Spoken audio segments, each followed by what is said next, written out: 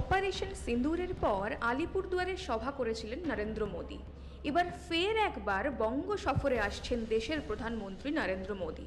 আগামী 18ই জুলাই শিল্পনগরী দুর্গাপুরে নেহেরু স্টেডিয়ামে সভা করবেন তিনি। একাধিক কেন্দ্রীয় সরকারের প্রকল্প রাজ্যবাসীর উদ্দেশ্যে উৎসর্গ করবেন তিনি।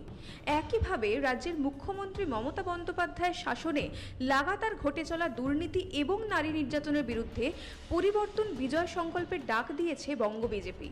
রাজ্য স্তরের নেতাকর্মীদের মধ্যে তাকে ঘিরে ব্যাপক উৎসাহ উদ্দীপনা লক্ষ্য করা যাচ্ছে।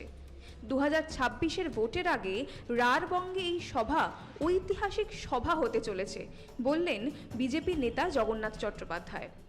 আলিপুরদুয়ারের পর উন্নয়নের ডালি নিয়ে প্রধানমন্ত্রী যে আসছেন দক্ষিণবঙ্গে, আমরা সবাই মুখিয়ে আছি বিজেপির প্রতিটি কার্যকর্তা, এবং যে উন্মাদনা আমরা দুর্গাপুর থেকে লক্ষ্য করছি তাতে স্পষ্ট বার্তা, সেটা হচ্ছে 26-এর নির্বাচন তৃণমূল কংগ্রেসের বিসর্জন আসন্ন দিন।